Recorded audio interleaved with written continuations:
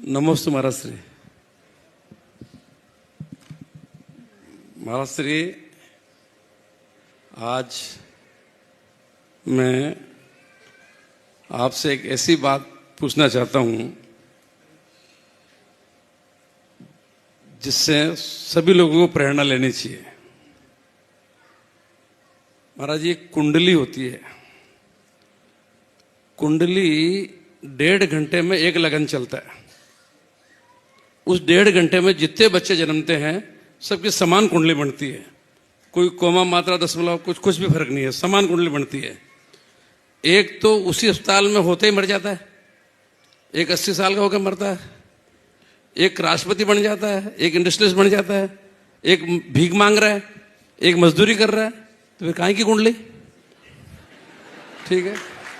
अब महाराज जी, दूसरी बात, लोग शादी ब्याह में कुंडली से कुंडली मिलाते हैं, गुण मिलाते हैं।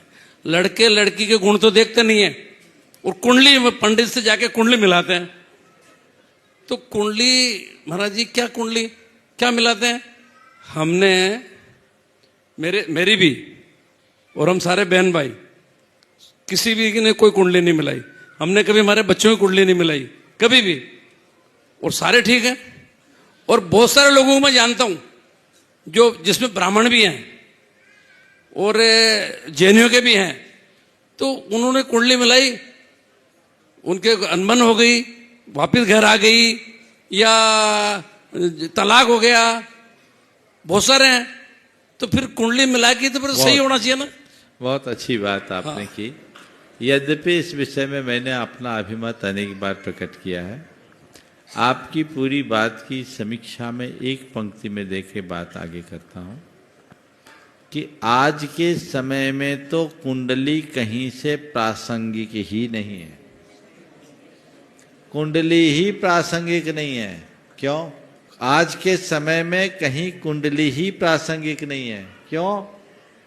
क्योंकि कुंडली तो तब सही माने जाए जब जन्म सही ठिकाने में हो और सही टाइम पे हो। कुंडली का आधार इष्टकाल है और इष्टकाल व्यक्ति के जन्म स्थल के अक्षांश देशांश के आधार पर और वहाँ के सूर्योदय के आधार पर होता है। अब शिखर जी के व्यक्ति है, उसका जन्म कलकत्ता में हो रहा है, तब उसकी कुंडली तो कलकत्ता के हिसाब से बनेगी। और कलकत्ता में एक समय पर एक साथ अगर 100 बच्चों का जन्म हुआ है तो 100 की जन्म पत्री एक होगी और फिर वही विसंगतियाँ आएगी जो आपने बोला। फिर दूसरी बात, ये नैसर्गिक जन्म हो तो कुंडली का कोई मतलब हो। जन्म भी आजकल तो पहले से तय हो जाते, सीजर होते हैं। अब कुंडली पहले बनती, बच्चा बाद में जन्मता है, तो कुंडली का क्या काम? तो कोई मतलब नहीं है इन सब चीजों से। और इसके उत्कृष्ट प्रमाण अशोक जी खुद हैं। महाराज श्री, हाँ, वो मैंने पंडितों से भी ये बातें पूछी। हाँ, हाँ, मैं तो पूरा खोज करता हूँ पूरी। हाँ, वो फिर कहते हैं मेरे को, हम देश काल क्षेत्र भाव ये देखते हैं। वो कैसे देखते हैं देश काल भाव? कुंडली तो समान है, मन से देख लेते हैं। वो उसमें भी कुंडली नहीं मिलती है तो थोड़ी दक्षिणा बढ़ जाने से मिल जाती है। ये भी एक मिनट, मैं आप सबसे बोल रहा हूं, मैंने अनेक बार बोला हूं, कुंडली नहीं, मेंटल वाइब्रेशन मिलना चाहिए। महाराज श्री, आपने जो बताया ना दक्षिणा की बात, ये कुंवर साहब बैठे हैं और मेरी बेटी बैठी है। हाँ, वो राजेंद्र जी कुंडली के चक्कर में पड़े हुए थे। हाँ, और मैं उस पंडित के गया, 1000 रुपये दक्षिणा दी, उसने कुंडली मिला दी। ये बैठे हैं सामने और राजेंद्र जी सुन रहे हो, तो उनको ही पता है सब बात। बता दी मैंने उनको बाद में सब। मैंने अनेक बार ये बात दोहराई है, कुंडली मिले या न मिले, मेंटल वाइब्रेशन मिलना चाहिए। और वो मिल गया, समझ लो सब कुछ है। व्यक्ति के गुण मिलाओ, कागज के गुण नहीं मिला। और आजकल कुछ लोग लकीर के फकीर बने रहते हैं। हमने सिंहस्थ कुंभ जब हुआ था, अशोक जी, सिंहस्थ कुंभ हुआ था, तो कहते सिंहस्थ कुंभ के विवाह अच्छे नहीं होते, उस साल विवाह नहीं होता, सावा नहीं होता।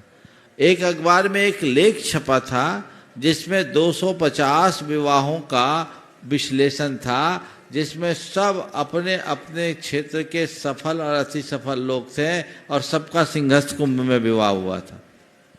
और उसमें ऐसे भी थे जिनके विवाह के 58 साल बीत गए थे और शानदार पारी थी। इसलिए कुछ सोचने की जरूरत नहीं है। जो ज़्यादा कुंडली के झोंक में रहते हैं, मैं पुनः बोल रहा हूँ, अशोक जी सुशीला जी को प्रमाण मान लेना, मामला बराबर हो जाएगा और इन चक्करों में पड़ने से कोई लाभ नहीं है।